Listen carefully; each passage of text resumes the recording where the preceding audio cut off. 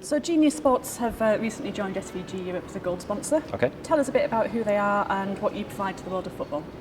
So Genius Sports has been around for about 20 years now. We're kind of at the intersection of sports and data, where them two meet, with sport and data at the very heart.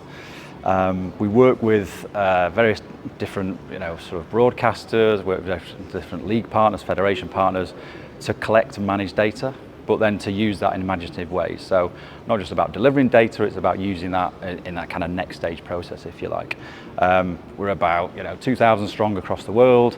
We work with various different clients, from the Premier League to the to FIFA to the NBA to the NFL on the kind of rights holder side. But then some of the big players in the broadcast world, like CBS, ESPN, PLP, etc., across the world as well. So we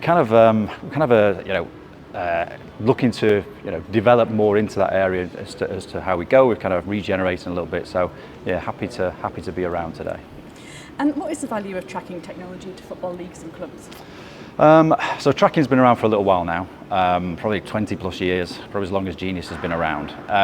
But back in the day, it was all about just delivering tracking data to teams. So how far has player X ran, how far has team Y ran, distances, those speeds, those kind of things, which has always been important because teams want to know a bit more information about what their team are doing, what the opponents are doing as well, to be able to calculate game strategy, etc.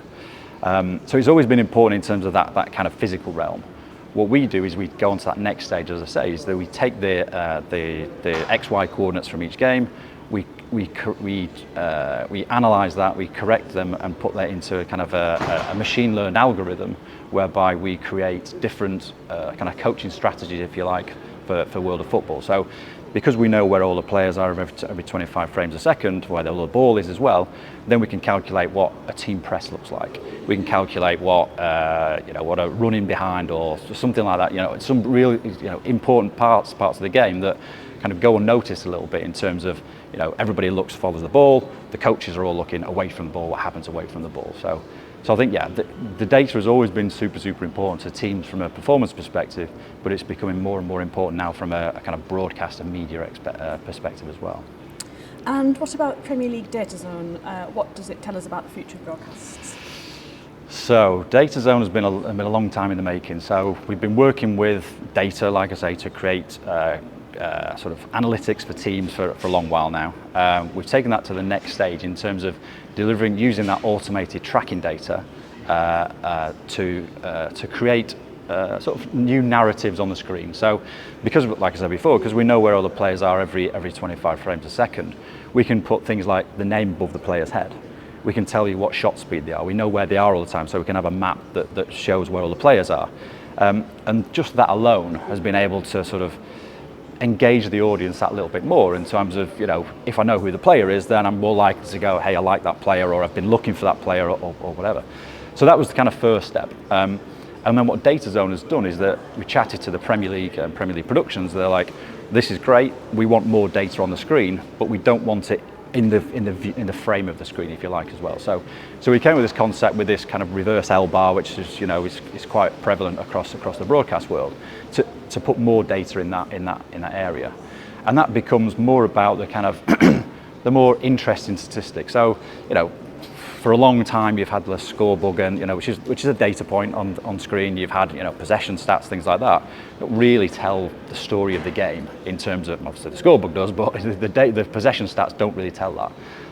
So what we want to do is kind of get more into the kind of nuances of the game. So we know that throughout the game we're tallying up every time a player does a certain action. So whether it be on or off the ball, things like, as I mentioned before, things like team presses, but also things like progressive passes, so moving the ball forward at a pace, those kind of things, team intensity, things that kind of grab the viewer's attention, because the viewers are getting more and more sophisticated, more and more interested in what a coach does and how they portray the team.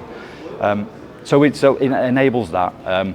We do it in a really nice graphic way as well, and Premier League have pushed this out right the way across the world to all their international broadcasters, and it's been pretty successful so far. So we're still kind of, and this is the thing, is we're still innovating, we're still reacting to feedback, seeing what comes back, and generating the kind of next phase. So As we go more and more into this, we'll work out which things trigger different areas, and because everything's automated, what we can do is we can have the same game but reproduce it 10, 20, 30 times in a different format for a different audience.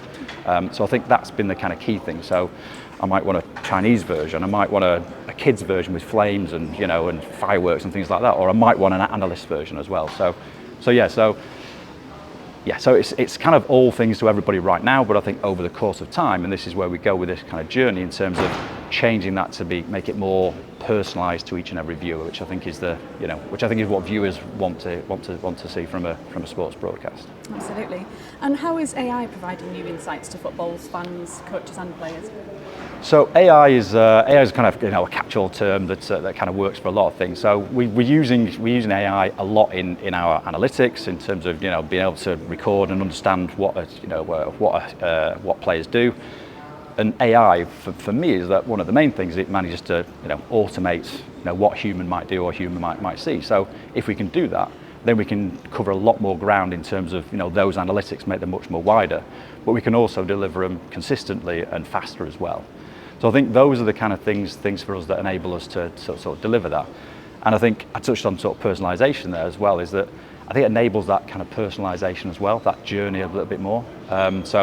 We've gone from a period whereby, like I say, there's just the past X amount of years, there's been a broadcast which has been very successful, but then we've now got this power to be able to change that and put the control or more control into the hands of the broadcaster in terms of, do we put on shots, do we put on names above the players' heads, etc.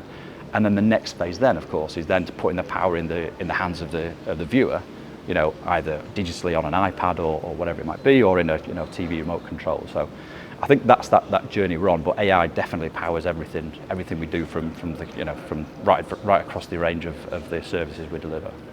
That's great. Thank you, Paul. Okay, thanks.